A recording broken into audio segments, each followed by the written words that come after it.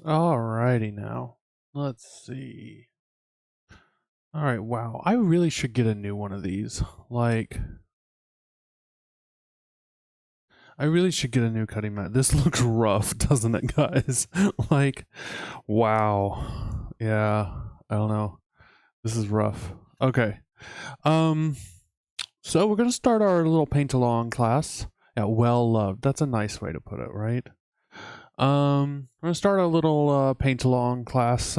Somebody called it a master class. I don't know. I feel weird like using that term. If we want to call it a master class, I guess we can. I don't know. I'm calling it a paint along. I'm gonna paint a figure. I'm gonna drag you guys along with me. We're gonna cover a lot of different stuff. We're going to take it slow. I'm not gonna do a whole lot in one session because I want everybody to kind of stay with us. I don't want anybody to feel like we have to just burn through, right? We all have mats. I don't want anybody to just feel like there's so much that they have to do from one session to the next. So we're not going to do a ton of stuff on every session. I am going to try to keep the list of supplies that I use low. I posted just about everything that we're going to be using. And I tried to keep that low so that people can use what I'm using without the need to buy 500,000 different things, hopefully. So, yeah, today we're going to focus on anything else I need to say.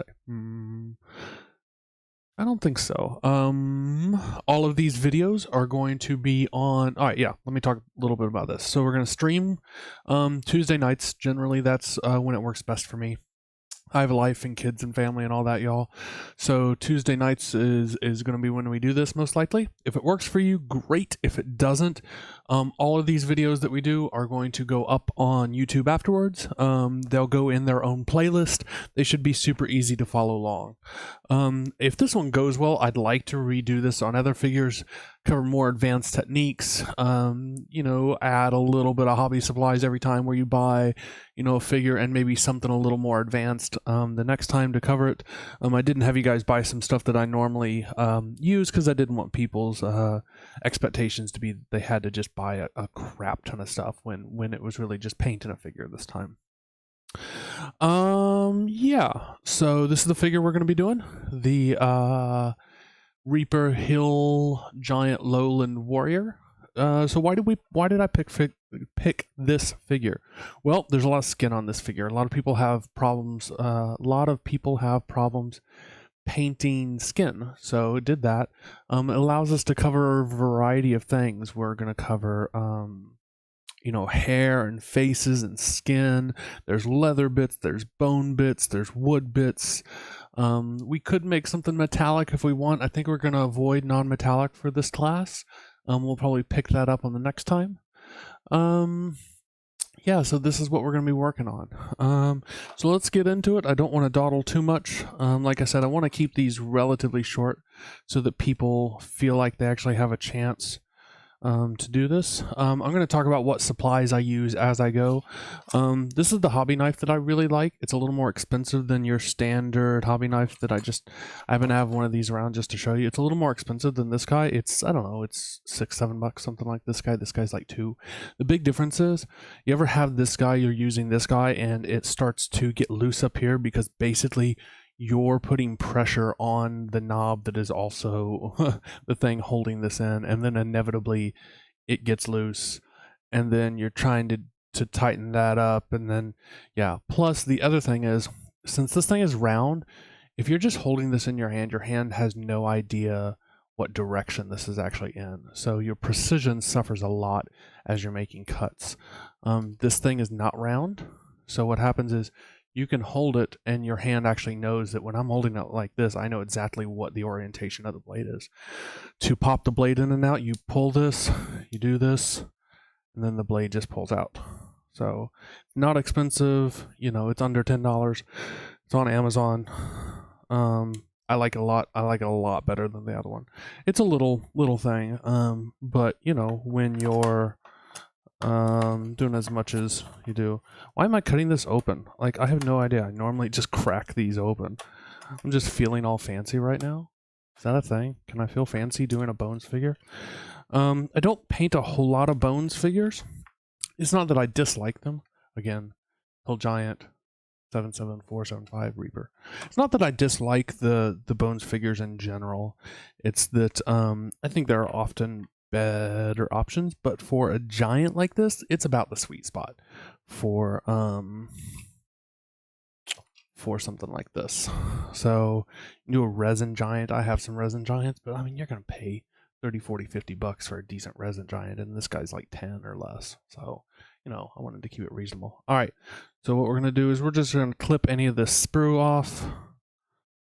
You don't see a whole lot of Reaper stuff on sprue, but every once in a while.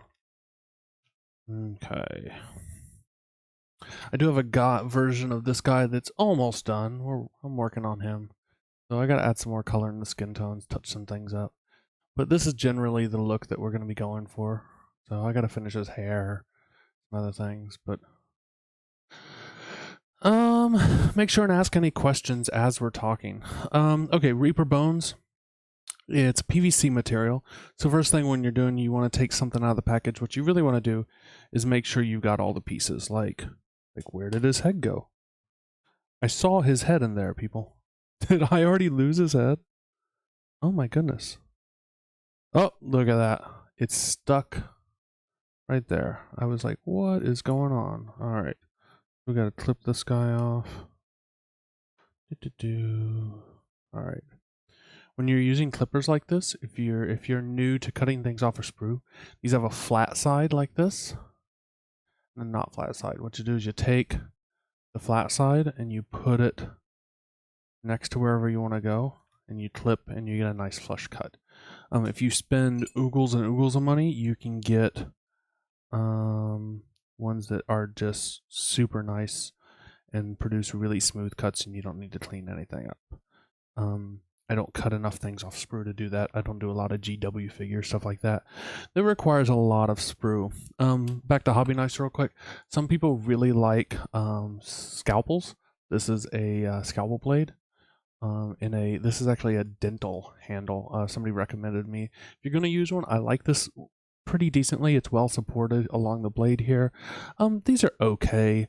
I don't really think that they're like, some people are like, oh my gosh, I can't believe you would ever use this when you can use this. I don't know. They're okay. I keep one around because sometimes this curve is a little nicer to get in places with. You can buy this same curved blade for this. I just have a pack of like 100 of these that I'm using, so I'm not going to be buying anymore. So okay, so at this point we've tested to make sure that we've got everything generally fits right, so we don't have anything where it's like, oh my gosh, like we're gonna have to do so much, you know, gap filling or something like that. We got this guy comes like this guy, he's up, something like that. All right, so we can see already he fits together pretty well. We might have a little bit of a gap up here. So what you want to do when you see that there might be a little bit of gap, just check all the connections. I can see that there's a little bitty nub. You probably can't tell on camera. There's a little bitty nub that prevents it from sitting flush. That might be influencing it. We're going to trim off the top here. Make sure that it's nice and flush. We're going to try to reduce our amount of work here. The goal here is to not do very much gap filling. We're almost certainly going to have to do some, but the less we do, the better, because I don't know about you, but gap filling, not so fun. All right, so yeah, I think if we glue that and we press down and we get a nice good fit there, we're not going to have to do hardly any gap filling, if any. So we'll just have to see. Okay, so at this point you kind of have a decision. We're going to have to deal with all the mold lines at some point. A mold line is always going to run one way around the piece. When you find a mold line, you should be able to just continue to trace it around the piece, okay? Because that's where the two halves of the mold come together. If we assemble all of these and then we find the mold lines, what's going to happen is we're going to find one mold line, trace it, and then we're going to lose it while we look for the next one, and then lose it while we look for the next one, lose it while we look for the next one. It's actually much, much easier if we find all the mold lines before we assemble, or at least attempt to, and then deal with those there. There's a couple of different ways you can deal with mold lines. Bones figures are not super nice on getting rid of the mold lines. They don't scrape very well. They don't really sand that well. These particular files, I can't remember what brand. Oh, this is Army Painter files. These particular files actually work pretty decent on bones. Okay, so there's a seam line right here. Okay, oftentimes if you can't see it, run your finger over where you think it's going to be, and you'll feel it. Okay, you want to get rid of the seam lines here, people. If you don't, you're going to spend all this time on your paint job. All I'm doing is just going across the seam line very lightly with this. I like the Army Painter one. You can also slice them off. Spend some time here on prep. Like, don't spend 20 hours painting the thing, 5 hours painting the thing, and not spend 10 minutes getting rid of the mold lines. Because what's going to happen is when you go to show your paint job off to somebody's going to be like, that's really cool. Like, the paint job looks great, but why did you leave the mold lines? Because the mold lines, when they're in a prominent place on a paint job, they just stick out like a red flag. Okay, so spend some time. It's not hard. You can see all I'm doing is I'm just taking this. This is a really fine file. You can't do this with something that's not very fine. This is a really, really fine one, and all I'm doing is I'm just tracing it around. Okay, he has some texture here. Yeah, I'm gonna save that for later. I'm gonna save that after we finish the mold lines, because it's probably the one thing I hate most about this model. And we'll do it so you can see. All right, we're gonna do this piece by piece, like I said before we glue. We haven't washed anything. This is the next thing we're gonna do, because what we want to do is make sure that all this is in really good condition. If we washed and then did this, we really would need to wash again, because doing all this is going to introduce a lot of dirt to the process. Somebody's going to be like, why do you wash your models? I never wash my models. Okay. Again, it's the same reason why we're spending time right now to make sure that we've got rid of any of the mold lines. Okay. We don't want to spend all this time painting.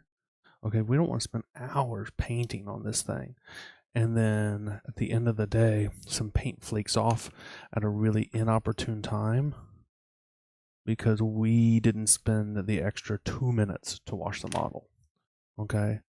So just take the time to spend some time. I know it's way more exciting to paint a model than it is to prep. Okay, there are people out there that genuinely hate prep. Okay, but just spend that time, get your prep work done, do it right, make sure you got those seams. We're gonna wash the model. Make sure you put down primer if you need primer. I say if you need primer, we're going to talk about that here in a minute, because these are bones figures and some stuff like that.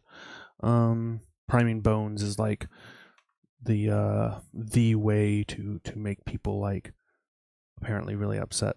So we can see on these, which is really nice, you can actually see the mold line right there. So we just get to follow that guy around. We are going to go ahead and slice him off. We're cutting it off the top here, even though you can't see it, because it's going to help ensure that we get a nice flush fit. And again, that's what we want, is nice, tight, flush fit. You know, if I was doing this without teaching, without talking, prepping this guy is probably, I don't know, start to finish 15 minutes for what I would be happy with. All right, when you get into these weird areas here. Somebody's always going to be like, all right, what do we do there? What do we do about the mold lines? Okay, so generally speaking, the thing to remember is you're only going to notice the mold lines on the high spots. When they're down in the low spots, you're not going to notice them as much. So all we're really going to do is just take our knife and kind of rub it across here and make sure that we're scraping off some of the high spots to get rid of it. If we come back later and figure out that there's something there that we missed when we go to put that first coat down or put the primer down, that's when we're gonna make a decision about what we want to do. Sometimes we can paint around it. Sometimes we need to go back and scrape it. But at least make an attempt here. Not sanding right now because I'm afraid I'll lose a lot of texture on this fur. And there's a lot of texture here, so I'm being really careful here. Hey, Epic Duck. Hey there, Epic Duck. Thanks for the raid. I don't think I've ever had a raid before. We are doing our paint along. Let me see what's going on. We are starting a Hill Giant Lowland Warrior. So we are going to take this guy from start to finish, painting a little bit every week, trying to keep a fairly simple palette of paints and supplies, and just show off a variety of techniques. So this is not the most exciting week to show up. However, we are working on some prep and talking about what it means to really do prep on a figure that you want to look nice. So yeah, we're doing that. We're just going through and doing probably the single most exciting thing in the history of mankind, which is dealing with seams. Luckily, this model is actually pretty good for seams. There really aren't a lot that are just super ridiculously horrible. Okay. So we're just taking our time here.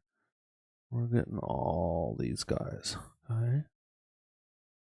Remember, once you find one, just follow it around the mini. So if it was right there, then we know that it's going to go here. We're looking for it here. We don't really see anything here. There's a little bit right there. And then it looks like there's hardly anything, if anything, on this other side. And this hand is generally going to be down and facing like this, so we're not going to see a lot over here unless it's on the back side. So it's not really nearly as big of a deal. And we are getting close to being done with seams, which I think seams is probably the least exciting part of any of it. Like, I don't think anybody is ever like, you know, I'm really, really stoked to sand some seams. I'm really excited, like, to do that. When I was doing a lot more commission work, I was considering, I was like, I wonder if I could like just ship the minis off for somebody to like sand the seams. Yeah, Bones for it really doesn't. It doesn't have a lot. I'm just taking the time to make sure that we're not going to put in a bunch of effort and then later be disappointed because there's a seam or two that like is glaringly in the way. Okay, so we're just taking a little bit of time here, but yeah, this has really been a pretty good model, which is one reason that I picked it. Nice thing with the Bones material is if you find yourself needing to cut a little bit, you can. It's not really a hard material to cut. You know, if you find that you want to make the impressions a little deeper, you can kind of resculpt a little bit. All right, down to the head. I don't think there's a lot on the head because of the way the sprue was. If I remember right, there is just not much on this head. Okay, so we're gonna just, if there's one, yeah, I think this was small enough that I don't think we're really gonna have a seam the way that they cast that, which is nice. The worst thing in the world, I gotta tell you, the most annoying seams ever are when they run perpendicular to the hair. So if the hair's coming like this and they run right across the hair, like, I gotta tell you guys, like, there is nothing worse than that. You're just sitting there with a hobby knife for like 15-20 minutes, just trying to very carefully, gouge out and do all that, shave a little bit off the top. It's just, oh my gosh, I actively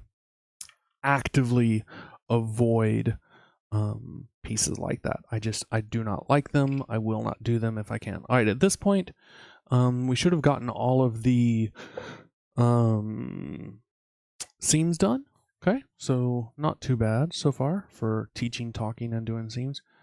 I'm kind of big on safety. I like putting the cap back on things. So last thing I want to do is get stabbed by my own knife while I'm hobbying. Okay, so at this point we start to assemble. Some people really like the gel-based glue. Some people like the super fancy.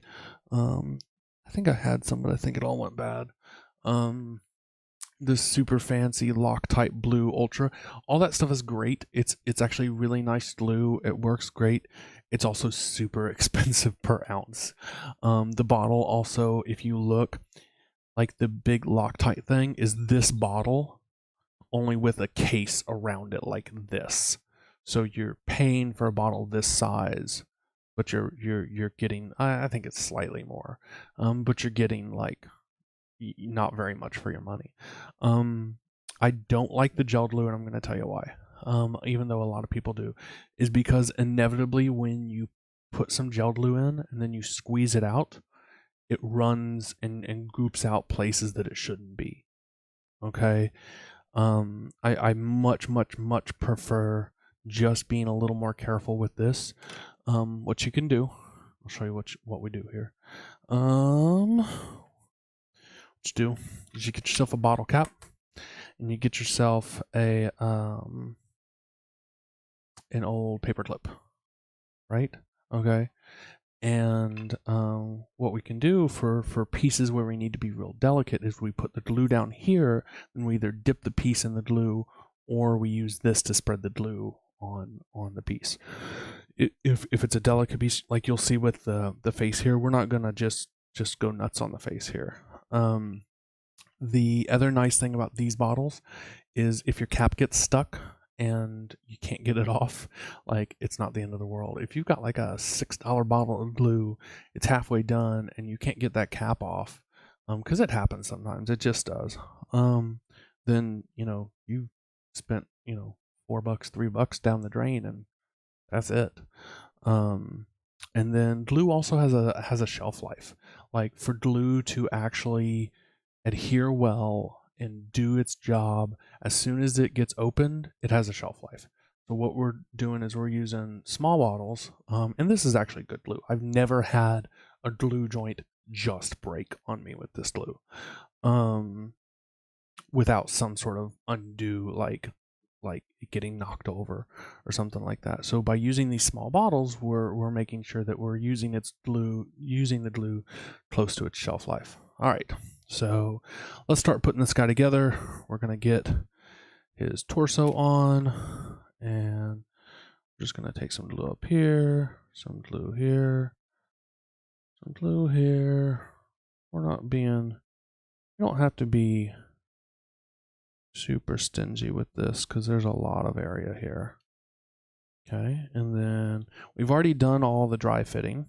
Okay, so we already know that's exactly right. The higher humidity, the less, because it essentially starts to react with the water in the air, is my understanding.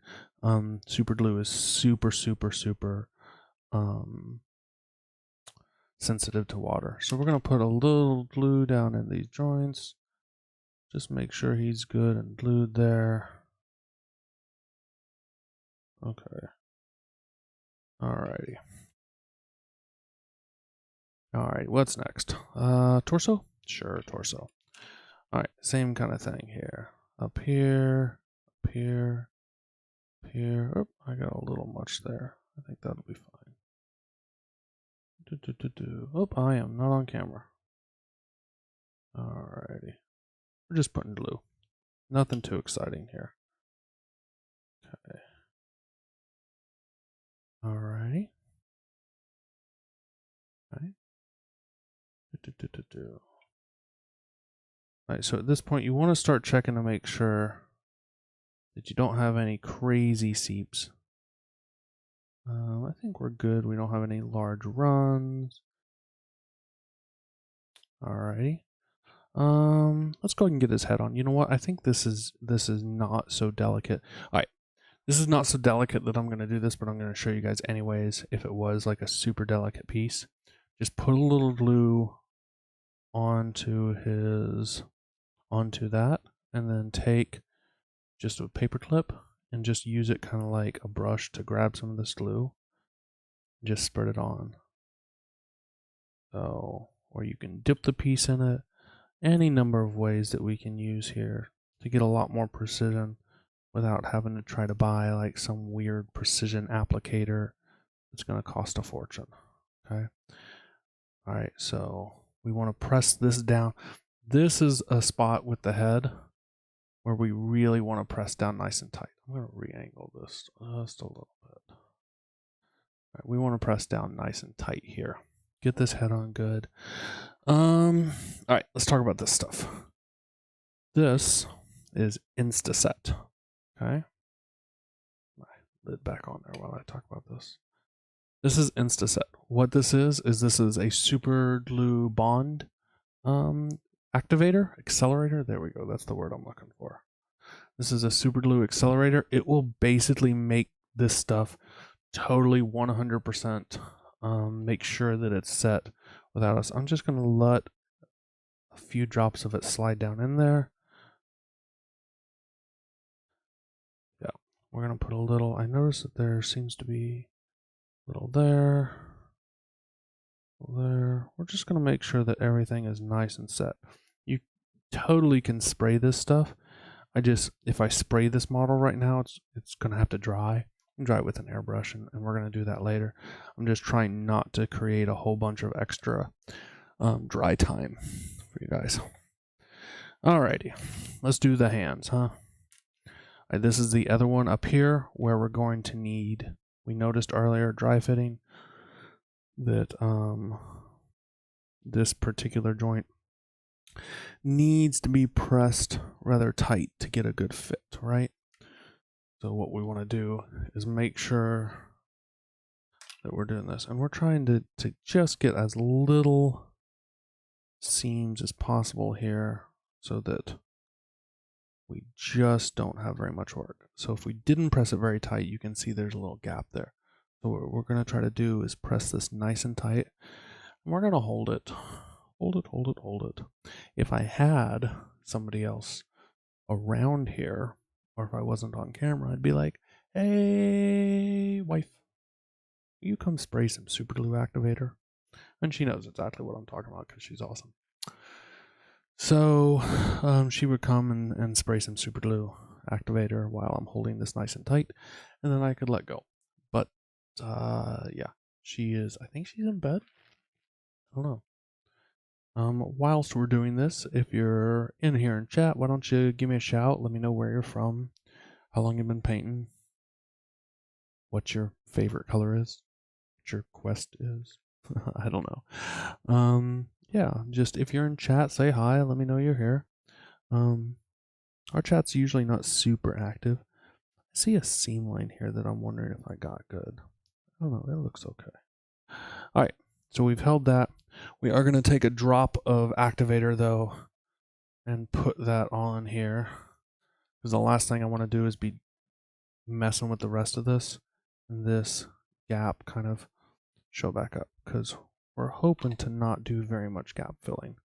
That's the goal here. All right, I had a little piece of something there. There we go. All righty. We are down to our last piece to glue, and then we get to talk about what's next.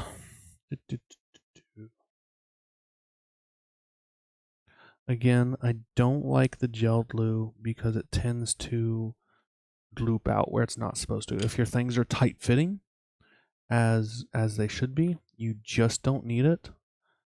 And if they're tight fitting and you use it, then it just squeezes out where it shouldn't be.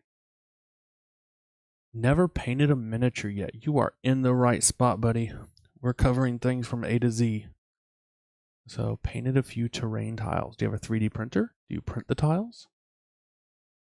Central Florida painting since 1979. You've been painting longer than I've been alive. Does that make you feel old? It makes me feel young. Like I'm like, who are you sure you shouldn't be teaching this class? I'm okay. Do you want to come teach? I'm okay with that. Okay. Let's put one drop of glue activator here. Painted a few tiles. You have to let me know what kind of terrain tiles. Ender 3. Got bit by the bug hard. Yeah, that's what happens. Nobody ever has one 3D printer. Like people are like, yeah, I have a 3D printer, and I was like, do you have a second one yet? And they're like, no, I just have one. No, you only think you have one. Like, more is coming. Okay. Ooh, I did not get that seam line well. That thing showed up like a friggin' freight train. All right. I'm gonna have to slice this guy off. Sometimes I have a tool that I really like, but it doesn't always work on bones well. This is a Squadron Products Supreme something. Yeah, second one waiting. There we go. I knew it. This is a Squadron Products seam scraper. It works really well on harder material. Depending on exactly what generation of bones it is usually how well it works on bones. All right, it seems to be working well here. Bones 4 plastic is definitely a little harder than Bones 1 plastic, so it tends to work. Bones 1 plastic, if you try to scrape or sand seams, they just laugh at you. They're like, what are you doing? Please, son. Okay, I just happened to notice on his foot that I did not get that very well.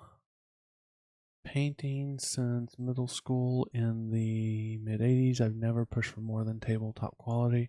I just paint for my D&D. You know what? There's nothing wrong with tabletop quality. Like, there's absolutely nothing wrong with that. But you know, if you'd like to go for more, then we definitely can.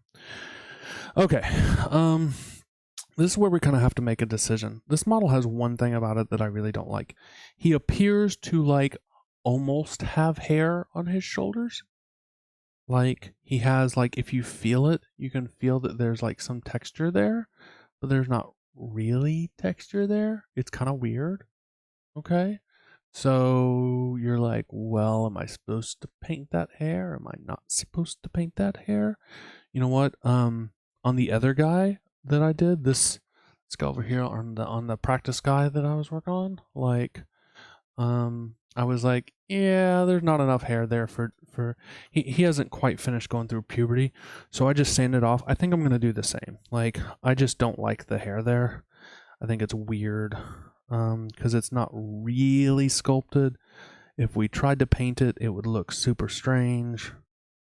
I'm just taking this and just cleaning the tiny bit of texture that is there, because if we leave it, the tiny bit of texture that is there, and we don't paint it as hair, it's going to look like he has like some sort of weird acne problem with skin. Like, we kind of have to go one way or the other. He's either got to be hairy there and have it sculpted, or not hairy and have it smooth. So I am deciding that I want it smooth, because it's not enough there. It's probably the biggest downfall of this model. And this is probably where you can you can make a judgment call for yourself. If you really like the idea of hair there, you can leave it, and when the rest of us paint hair on the other places, you can just paint hair there. Nothing wrong with that. I just don't think there's enough hair there to shake a stick at. The trick here is to make sure that we actually get all the texture off here. So I'm doing a mix of sanding and scraping. And then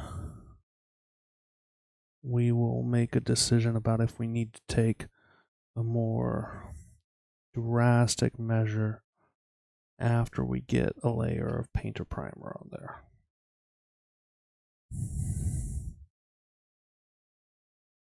Okay, we're gonna call that good for now. Right? Didn't even notice the shoulder hair. Yeah, it's like almost there. It's like he's going through puberty, guys, and they were like, maybe we should give him shoulder hair. Maybe we shouldn't. I don't know. It's the one weird part of this model though. Okay. So at this point, he's all assembled. We need to do some gap filling. You can see we've got kind of this gap going along here. It's just a natural thing. We probably wouldn't have to fill this gap if we don't want to. I'm going to go ahead and do it because it's not going to take but a second with what we're going to do for that. And then, yeah. So some of these gaps, I think the ones in the back got filled in by a little bit of glue. So that's fine. I think just running across the front here, we want to make sure his head is a little blended in better. Like if we just painted that, that would look pretty drastic as far as his neck goes. It would look weird. So we're going to blend that in a little bit better. Here, I don't think we actually have to do anything here. I think that's going to be fine because we want it to create a little bit of overlap shadow area. So I don't think we're going to mess with this seam because it's actually not going to be bad once we paint it. If we put a layer of paint down and it feels bad, we can do that. The same goes for here. Under here, you're never going to see any of this unless you decide to look up his skirt. And if you're looking up his skirt, you have bigger problems than seams. So yeah. All right, so let's cover gap filling a little bit. My favorite way to fill gaps is with this stuff, Epoxy Sculpt A and B. You can also use green stuff if you're such a fan of green stuff. I don't like green stuff at all. I think it is a giant pain in the butt. The reason that I don't like green stuff is it's not water soluble. Okay. Which means it's very difficult to get super smooth, in my opinion, compared to other similar products. All right. So what we do with Epoxy Sculpt is it's got two parts, A and B, and all we do is we take an even amount of both, we're gonna squish them together. We're gonna mix them up like we do all these kind of two-part epoxies. I really need to trim my nails. Like I'm normally much better about that, guys. Like I'll tell you right now, this will be the last time you ever see me on camera with long nails. Like, yeah. So we're just mixing it up. We're mushing it up. Mush, mush, mush, mush, mush, mush. The nice thing about Epoxy Sculpt compared to some other products, green stuff, smooth with water. It does not shrink or crack or anything. It is paintable even before it cures. So as soon as we get this down, we can lay primer paint over it. We do not have to wait for it to cure. That's fine. Compared to Milliput, if you've ever done Milliput with your hands, it gets everywhere. Like Milliput is super sticky, super messy in my opinion. It is a giant pain compared to this. I think it's better than green stuff because you can still smooth it with water, but compared to this stuff, it is not what it's cracked up to be. All right. So at this point, we're just going to keep a little bit of that there, and then go find yourself some dental tools or something. All right, so for this next part, we're going to need, this is like a dental tool. It's got a little thing that we can kind of push stuff in places with, and then it's got kind of almost like a little knife that we can cut and smooth and stuff like that. You're also going to want some sort of, these are called clay shapers. What these are, these have a silicone rubber tip on them. Okay. and you just use these to kind of push and shape and smooth, and you can get a really nice finish on this, especially if they're wet. And then you're going to want some sort of brush, and just get the brush wet. Okay, so just get it wet, and then we can use that to kind of smooth things, because the epoxy sculpt is water soluble.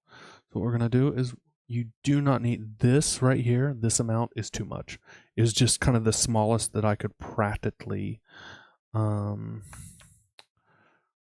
a very practical sense, that I could mix up. Like the tubs that they give you, this will last you years. Like, it'll probably go bad, like, I don't know, 10 years or something. It probably has a shelf life, I don't know, long time. But it's almost certainly going to go bad before you use it up. It's like $20, and it will last you until the sun has thermal death, or you give up the hobby, or any number of other things that are more likely. All right, so we just kind of rolled it into a snake, because we're just going to try to put it along this little seam here. I'm not going to worry about too much of his seam in the back, we said, because it looks like we got a little bit of glue out, squeeze out there that handled that, which is nice. It's kind of a nice bonus. I never really depend on that happening. That's always a nice bonus. And then we're just going to start laying this along the seam, and then we're just going to start using this stuff. Just press it in there. And all we want to do, make sure I'm on camera, yep. Like, use some of your muscles and get that down in there. Okay. We don't want it to be that we don't want to destroy the edge here. So we're not looking to make this a smooth thing. We're just wanting there to not be like the actual gap. Okay. So when this runs down, it should still have an edge there. Okay. Don't make this smooth like this. Okay. Alright, so I'm just using this to run along here,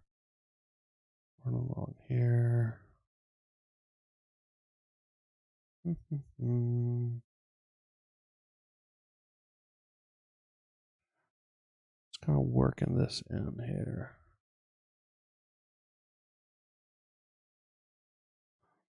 Okay.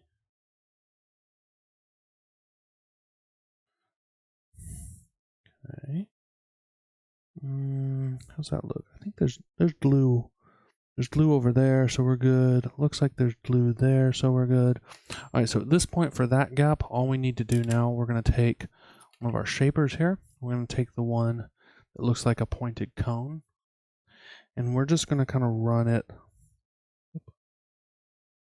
We're going to get it wet first, and then we're just going to kind of run it along here, and it should help us smooth it out. Okay.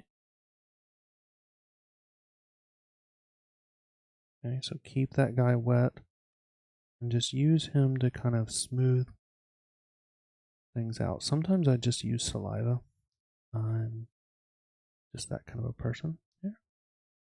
You can see it's just going to leave us a nice smooth finish here. Okay. We should not really, after we're done here, we should not really see anything. Let's take a wet brush here just to kind of finish it off here. All I did was dip that in some water, and we're just going to run that over. That's just going to smooth any final little bits. All right, so that seam is done. That's way easier than green stuff. Thank you. Like I just don't understand people still buying green stuff. It blows my mind when somebody asks like what they should fill a gap with, and they're like, green stuff, and I'm like, no, like, please, no. Okay, so there's this stuff too. This is plastic putty. It's okay. It depends on the gap. I find it difficult to use for really tiny gaps because I just find it wants to come out of the gap way easier than like epoxy sculpt. Crap. crap. Sorry guys, just a second. I was trying to adjust my focus and I undid all of my configuration. That's the one thing I don't like about this setup, is there doesn't seem to be a way to save certain things, and that drives me nuts.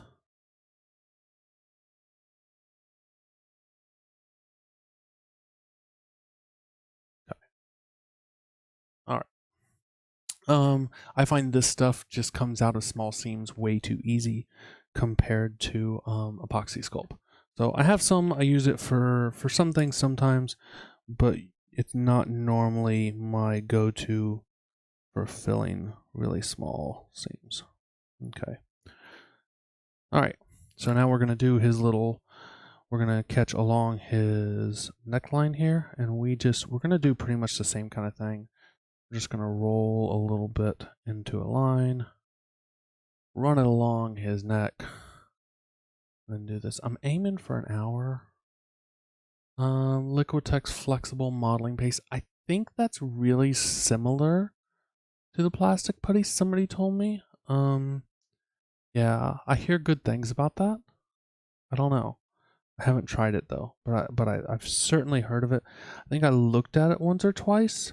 I just I think I thought it was too expensive for something that I basically already had products that I liked. But I hear really good things, and I would gladly try it at some point. Okay.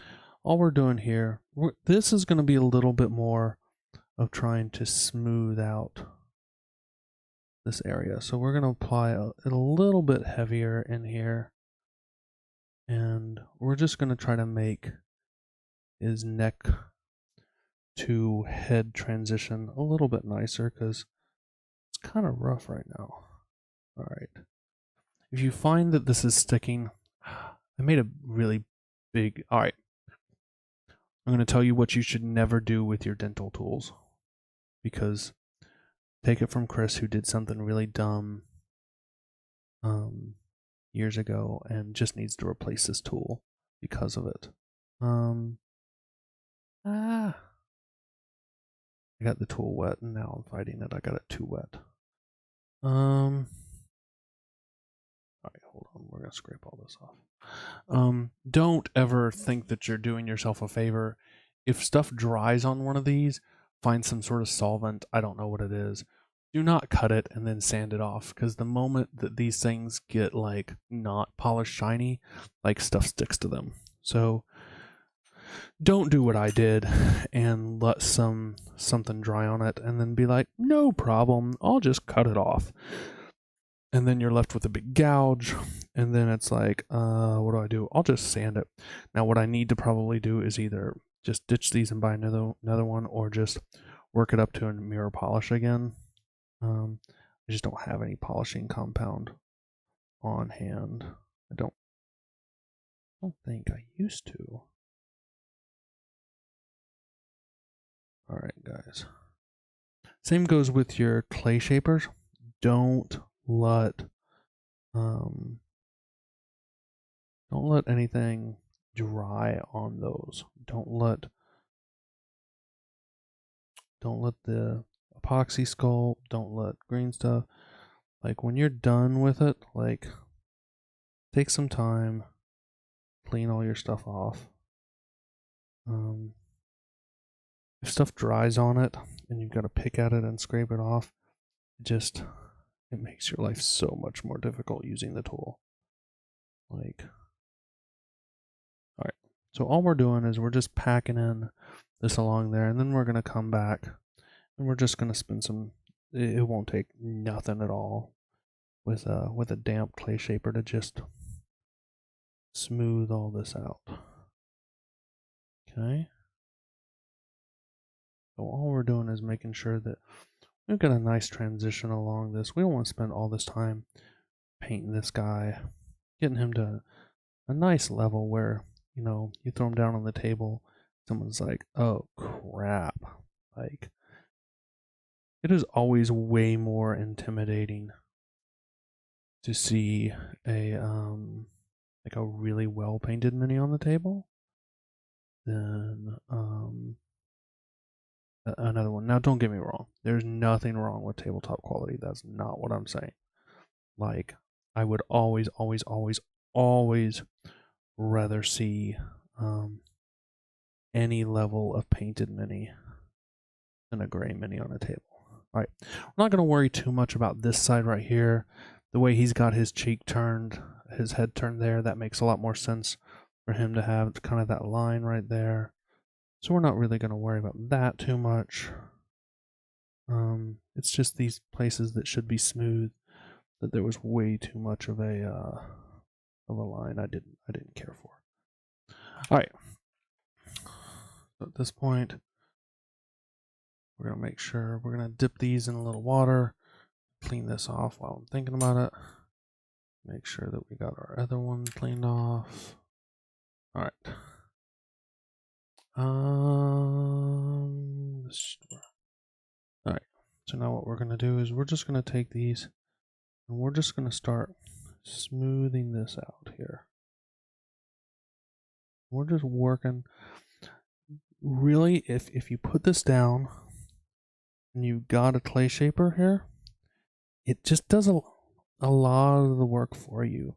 Like, it conforms to the surface that you're working with, and you can see here we haven't really had to be like, ooh, let's make sure that we got it just right. Keep it damp though, like keep it wet. When it starts to dry out, stuff sticks a lot more and it doesn't do nearly as good a job. Okay. Okay. So we're just going around his head here. We're just making sure that we got a nice, good blend.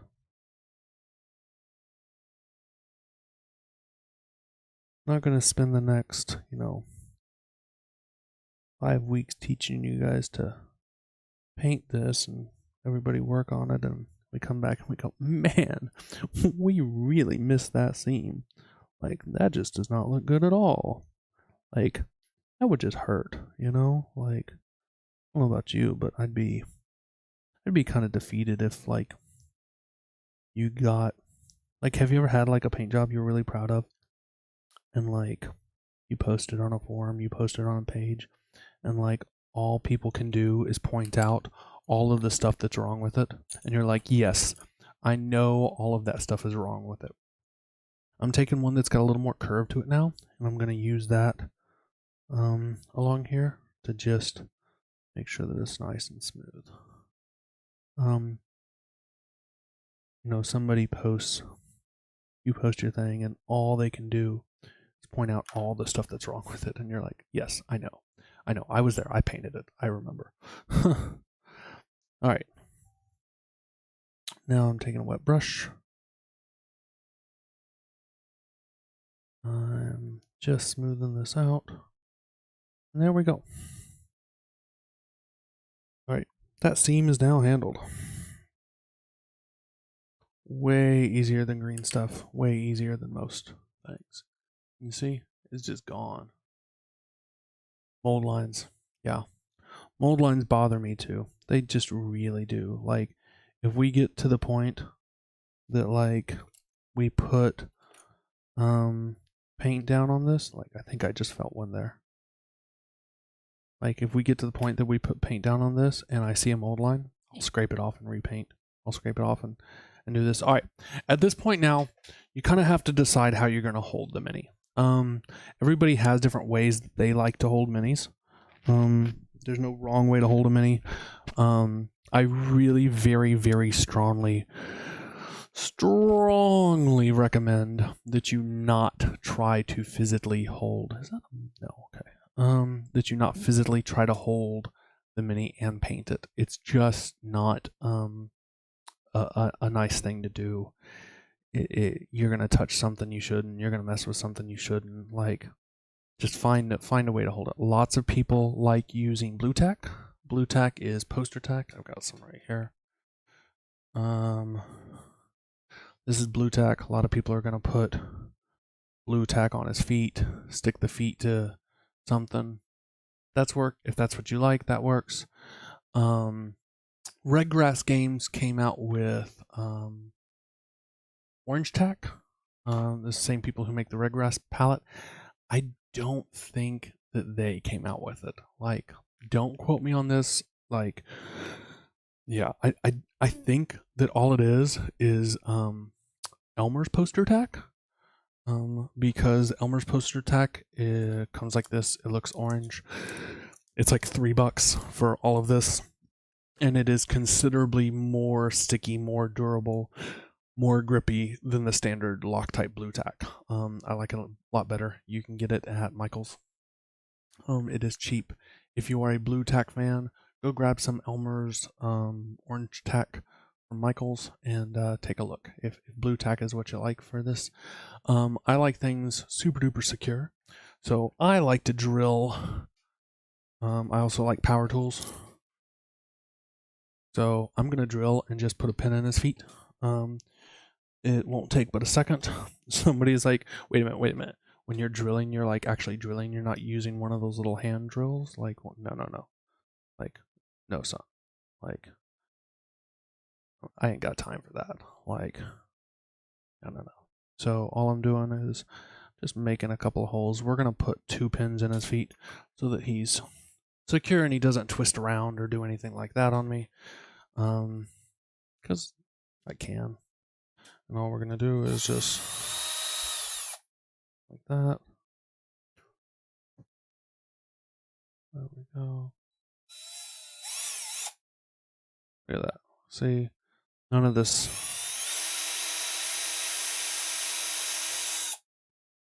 messing with a hand drill. I'd be there till Kingdom Come if I used a hand drill. They make Tamiya makes a hobby drill that's small and supposedly a lot nicer. Asked for one for Christmas.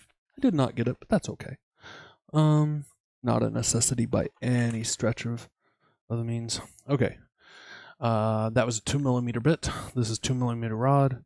So we're just gonna stick it up his feet like that. We're just making sure it fits. And then when we go to mount him on something, we'll just either pull the pins out or we'll just mount the pins on him. What we're gonna do is we're gonna sand this real quick. I'm just gonna sand this whole rod real quick. All this is gonna do is make it so that the glue sticks better to it. We're gonna take a nice little hobby saw real quick. We're just gonna cut this guy in half real quick.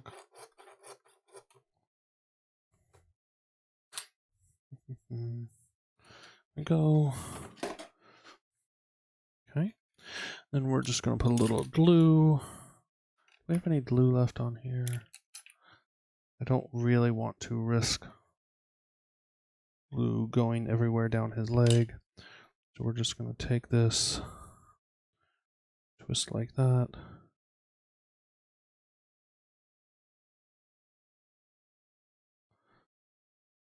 If you get a little bit, there's a little bit of squeeze out. Can you guys see? A little bit of squeeze out right there. We don't want that. We want it to sit nice and flush. We're just going to take a paper towel and let it soak that up. That's the other advantage of the liquid glue, is that you can soak it up, as opposed to the gel glue that really, once it squeezes out, you're like, what do I do with it now? Like, you've got to kind of try to scrape it up, or like, it's just really not a super great solution for it. Okay, so we're just going to take, alrighty. So at this point, we've got him like that. Okay, and then I have, all this is a block of wood cut in half that I drilled a hole through and put a bolt in it. That way when I want to paint something like this, I can run that down through there. There we go. Now I can hold them like that.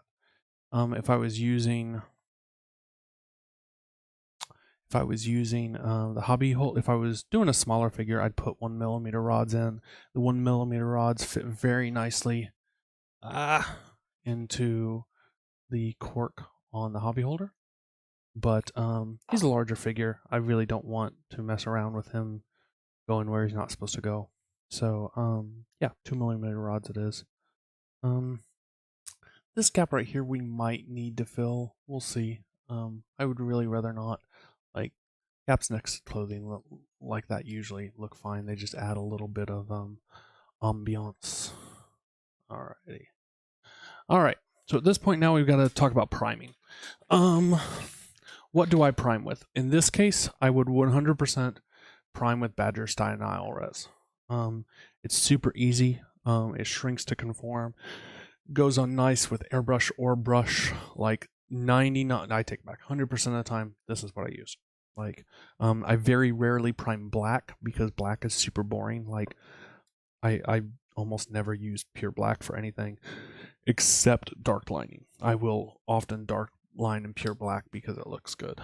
I very rarely prime in black because it is a pain in the royal tuchus to cover. Like, the last thing you want to do is be putting a light color over black because you're going to need like 27,000 coats. For skin tones, I most often prime in this red brown, called red brown, I think, right? Red brown. Yeah, that's what I prime in most of the time. However, I did not want to ask people to get a massive ton of. Let me tighten this up just a second. All right, I didn't want to ask people to get a massive ton, so I did not tell people to get Stynile Res. When we go to do the next figure after this one, I will. Okay, because it's probably not going to be a Bones figure. We're probably going to do something nicer like a dragon, or maybe it'll be a dark sword figure, or I don't know, but it's probably not going to be a Bones figure. So one of the reasons I chose Bones figures is there's a little bit of debate over this, but they actually do take a first coat without primer very well. You don't have to have straight up primer. They are made to adhere. You can go on the Reaper forums. They do very well on durability tests without straight up primer. That said, if you have primer of some sort of brown color, I would lay that down. That's what I would do right now.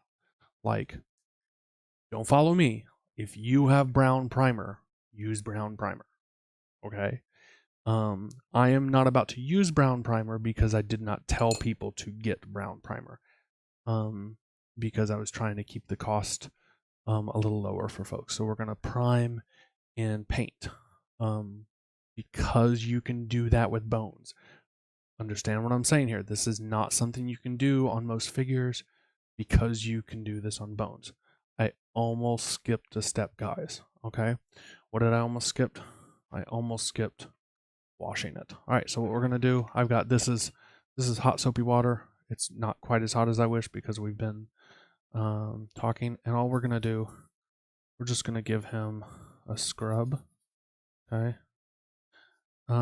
Be a little gentle over the areas that we spent some time on Gap.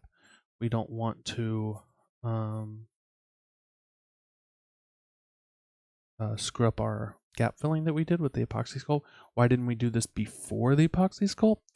Because if this isn't the last thing you do before priming, then you're going to get your finger oils, you're going to get all sorts of stuff all over it, and we don't want that. We need to start with a nice clean base for the paint or primer to adhere to. All right, so I've done this. This is a wastewater cup that I keep on hand. This is a water bottle that I keep on hand. We're just going to use this. Normally I would do this in the sink, but in my effort to keep everything on camera, I am trying to show you guys everything. All we're doing is we're just rinsing this off now. Super fancy, huh? Okay. Make sure we get him good and rinsed off. Okay. Looking at whilst I did that, I happened to notice I'm not entirely happy with, there we go. We had gotten a little bit, we had obscured his ear a little bit there. All right, we're better now though. All right, So now normally we would have to wait for this to dry, but I'm super impatient and I don't like waiting for things to dry. So we're just going to take an airbrush real quick. I'm going to mute the, nah, you guys can suffer through if I suffer through. I'm just going to take an airbrush real quick. We're just going to speed dry him with the airbrush to knock all the water off.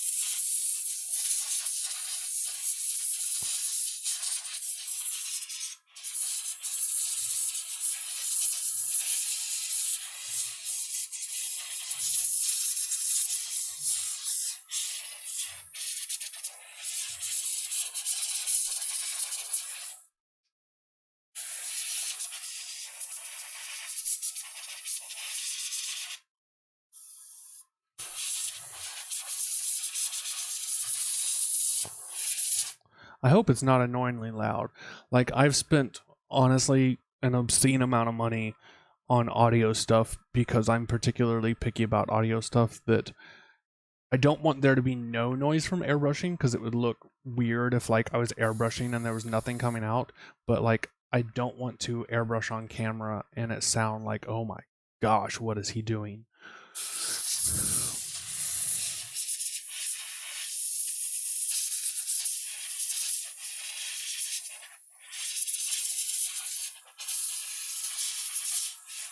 All right, all we're doing here is we're trying to get all the water off.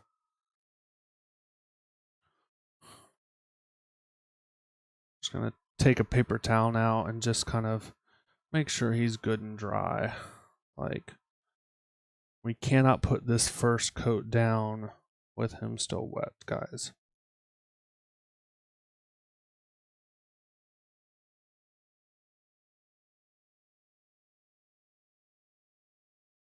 Make sure you normally what I would do was I would do everything I just did, walk away from the model for, you know, half an hour, make sure he's good and dry, put him in front of a heater, put him in front of a fan.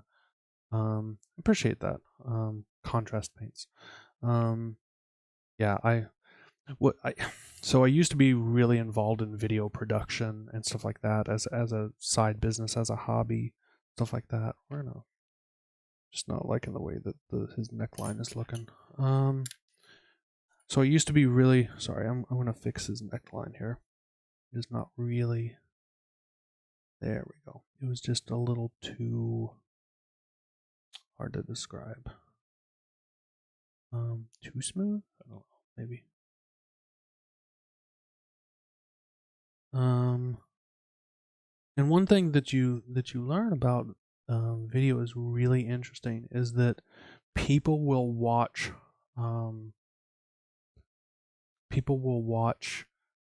bad video with good audio, but they will not watch bad or good video with bad audio. Like, if I sounded like if I sounded all staticky and stuff, you guys would be like, this sucks. Like, I am out of here. And it doesn't matter how good the video quality is. If the video quality isn't great, but the audio is good, like, you'll kind of suffer through. So, like, I'm using like a professional level microphone that stage musicians use and stuff. I'm not using a Blue Yeti or something like. It's a significant step up from that because I'm super picky about it. All right, guys. So at this point, we're dry. We're good to go. I think we're happy on mold lines. Inevitably, this is just kind of something that you have to accept. We will find a mold line like that one right there.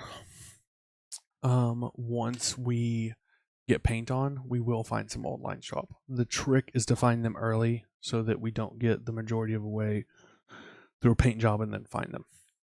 Okay. You can only do so much. It just happens. So what we're going to do here is we're going to lay down just some dark colors. We don't need to be super picky about it. If, like I said, if you've got this red brown, it's a great base to start with for what we're doing. I'm gonna lay down. I don't want to do black. You'll notice that we have we didn't get true black, we didn't get pure black, we got nightmare black. That's what the project is based on. Nightmare black is a very blue black. We did that because the skin tones that we're using are very orange. Okay, What does that mean? Okay, when we look at a color wheel, here's orange. This is our skin tone, very orange. Straight across from it, blue. What that means is if we need to desaturate our skin tones some, if we want to tone them down and make them not orange in the shadows, we can use this black. If we just had a solid black, it would still bring them down, but they would still be it would just be darker orange. Okay, it wouldn't kill the orange part. And sometimes what we're going to want to do in these shadows is kill the orange part. Okay, especially because we have a lot of warm tones all over this thing. So by having some blue in the shadows, by having some blue to kind of kill some of that, that's what happens when you go across. Okay, I probably should stop and say that. If you want to take this color and make it not this color anymore, but just desaturate it, you add the thing that's across it. So if we had green and we wanted to take green and make it a much more muted green, we would add red. Okay, so you just take a color wheel, you look straight across. So the reason that we chose a blue black as opposed to a green black or a red black, there's some other great blacks that Reaper makes. They make a purpley black, which is like a nightshade purple, is very purpley black. They make a green black, I don't remember what it's called. But we chose this so that we can help desaturate these oranges out, because we don't want it to look just like one solid orange to black color. So what we're going to do for our base coat is we're just going to put some russet brown, because we want kind of a dark brown. There's a lot of earth tones in this figure. He doesn't have a lot of bright colors. I did it on purpose because bright colors in general, it's kind of a whole other discussion as far as there's only so much we can fit kind of into one paint along, and bright colors was just not really the time for it. I have a little paint pokey tool that I made. This is a T-pen, and then as I used excess back when I was using Milliput, I just made it. I don't have one of the fancy dancy Reaper skull ones. I would love one though. If anybody has an extra one and they want to send it to me, I would gladly pay you for it. We're gonna add a little bit of blue black into this just to make it a little darker, help desaturate some of that, but we don't want it super duper dark. Okay, sadly, I just realized I don't have any just plain water here. Let me see. This cup is. I do have lots of water on hand though, so I'm just going to put some water in here. I usually keep a few cups around that are empty that can either be waste cups or whatever. All I'm doing though is getting the brush wet. I do not want to thin this paint. Bones does not take thinned paint well as a first coat at all. So yeah, we're gonna do that. Somebody's gonna go, you're about to put that down. You know what? I am absolutely not. I was just using that to mix that up because this paintbrush, although it looks huge, like I don't want to take this long to put a first coat of paint down.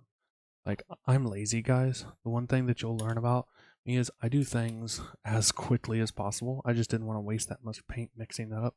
I'm using them like, all right, here we go. This is the brush that I normally do paint work with. This is the brush that I normally do paint with. This is the brush. Get better lighting here. Yeah, this is the, all right, there we go. This is the brush I normally paint with. This is the brush I use for rough stuff. This is the brush that I'm about to do our priming base coat with. It's ginormous. Okay, I want a big giant brush because if this takes more than like 5 minutes, 10 minutes, you have done it wrong. Okay. All we're doing, we're just looking to get paint down fast. Okay. Don't be super dainty with this. Don't on it, like I said, if this takes longer, in a few minutes, like you have done something wrong. What we don't want is the paint to pool up in places. We're trying to preserve detail. This has turned into fairly dark brown. Looks like it's ended up with a little bit of green in it for some reason. Not sure exactly how that would happen. I don't know. It'll work though for this base. Like, all we want is not black. Okay. Again, if you have actual primer, use primer. Primer's best. Okay. I'm doing this because I didn't ask people to buy specific primer because I was trying to reduce what people had to buy. Big brushes, guys. All we're just trying to do is get a coat down so that we can paint something over it and not have to worry about leaving any white spots. And Bones material is somewhat hydrophobic. It does not like water. Okay. If you thin this first coat down, it will not stick. Like, it'll just run. Okay. But after we get a coat down, we can thin the rest of the coats down. We can do whatever the heck we want because we're not painting on top of Bones material anymore. We're painting on top of the paint. And the paint is not. I'm going to turn the brightness up here. I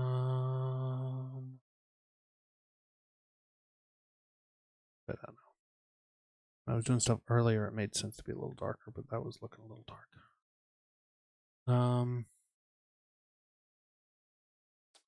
Yeah, so bone stuff is slightly hydrophobic. So all we're trying to do is get a good base to paint the rest of it on. Okay. Once paint starts to dry, you don't want to touch it when it's in this kind of like half dry stage.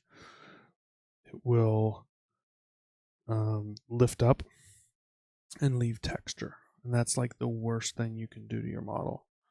So once the paint starts to dry, don't touch up spots.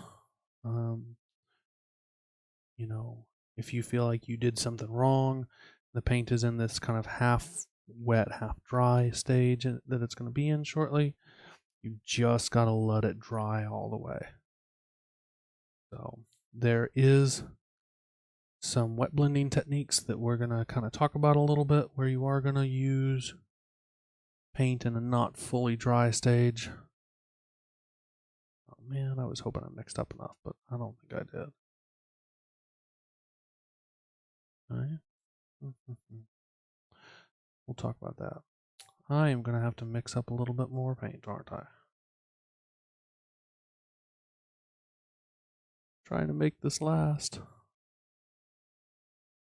You do not, if you don't mix up enough, if you're doing what I'm doing and you don't mix up enough, don't worry about it. You do not have to hit the same color. Like, does not have to be the exact same tone. It can be almost anything. I might be able to squeeze this out, guys. I might be able to do it.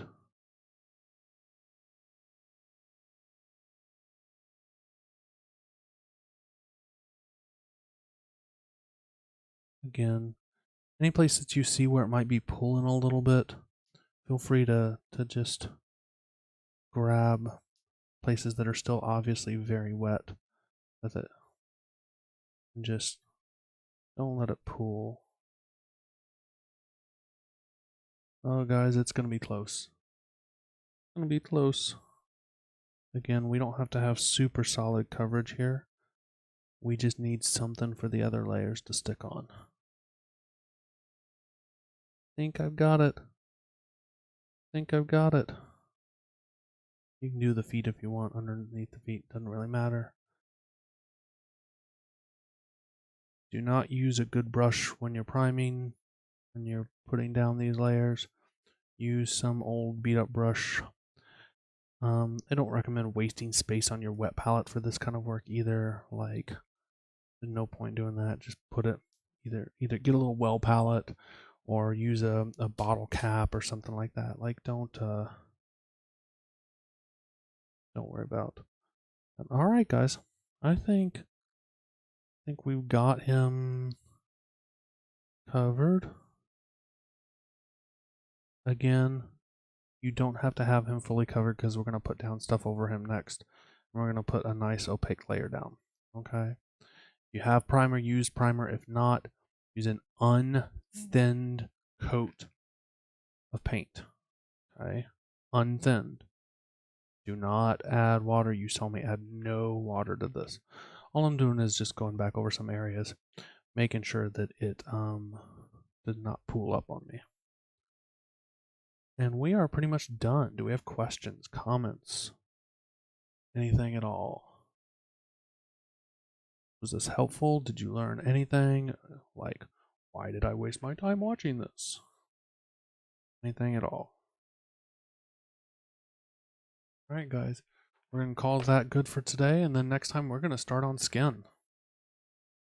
Speak now or forever hold your peace if you have any questions. Do you recommend any type of lighting? I do recommend bright lights. To start out with, I feel like you shouldn't spend a lot. Like, I have a really nice, stupid, expensive light. There is a there's a light on Amazon that's about $25, I think, something like that. That's actually like a steal of a deal. Like, it is such a good deal. If you're in the group, oh, that's one thing I keep forgetting to mention. If you're watching this now, make sure you join. There's a Facebook page. There's a Facebook page just for this group. To post work in progress, ask questions, anything like that. Napalm 293, if you'll go in there, I will post a link to the lights. I'll post a link to anything I talked today, whether it's the hobby knife I was using, epoxy sculpt, any of that kind of stuff. I will post a link to that, and yeah, I'll let you guys know. So, yep. Make sure you're in the group. If you don't know what the group is, look on the Milliput all over my hands. Yeah, that's why I don't use Milliput anymore. That's why epoxy sculpt so much better than Milliput. Like, look at me, I got no epoxy sculpt all over my hands. All right, guys. Yeah, so if you're watching this video, get to this point and stop. Don't go ahead. Don't start on your skin. Don't do anything. Get the model prepped. Get the seam lines done. Get the first layer on. Generally, I'll be streaming Tuesday nights at 10. This is going to be a slow project. Like work on this between other projects. Like this is going to take a while to do because I've got to do this between other projects. I've got competition pieces I'm working on and other things like that. So yeah, so plan on this taking a while to finish, but just do the week's paint, set it aside, wait for the next lesson. So alrighty, yeah, I'm enjoying it. I felt like it was good tonight. Make sure and leave some comments on the main page, the Spotted Painter page. It'll encourage other people to hop on. The more people we get, the more people that make comments, the more people that do anything, the more fun it is for everybody. You know how it is on streams. The more interaction it is, the better. If it's me like droning nonstop for several hours, like people are like, oh my gosh, what is this guy going on about? So, alrighty, guys. Well, I think that about wraps us up. Look for the links for product stuff. Probably tomorrow in the group. I'll make a list of those and I'll get them. I'll get them up. All right. Thanks, guys. Au revoir.